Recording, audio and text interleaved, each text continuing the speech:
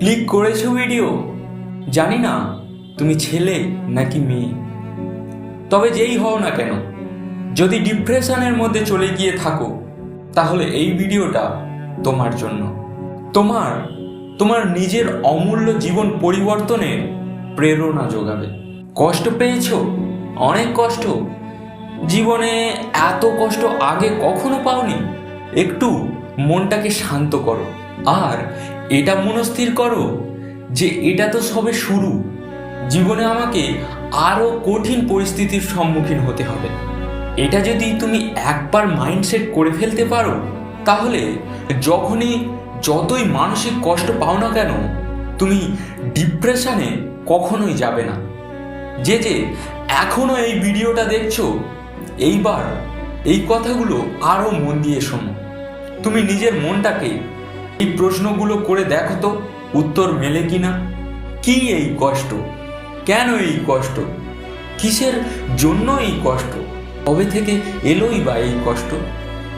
তুমি হয়তো বলবে আমার আগের জীবনটাই ভালো ছিল, কেউ হয়তো বলবে আমার প্রেমিকা আমাকে ধোঁকা দিয়েছে, আবার কেউ হয়তো বা বলবে আমার বয়ফ্রেন্ড আমার কষ্ট দিয়েছে, আবার যারা বিবাহিত আছো তারা হয়তো একে অপরের দোষারোপ করবে, এতদিন যার সঙ্গে সংসার করলাম সে আমাকেই বুঝলো না, ইত্যাদি ইত্যাদি। প্রথমেই বলি সেই সব প্রেমিক প্রেমিকাদের কথা।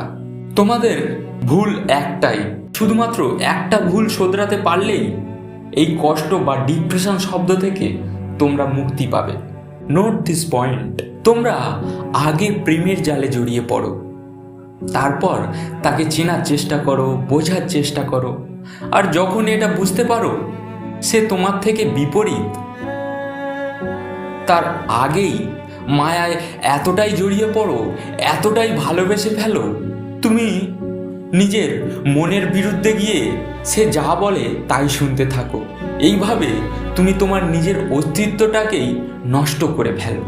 আর এই পরিস্থিতি একদিন এমন জায়গায় গিয়ে পৌঁছায়, না পারো নিজের মনের কথা রাখতে আর না পারো তার কথা রাখতে। আর তখনই তোমাদের সামনে একটি নতুন শব্দ এসে পড়ে, ব্রেকআপ বা ছাড়াছাড়ি, তারপর ডিপ্রেশন ইত্যাদি ইত্যাদি।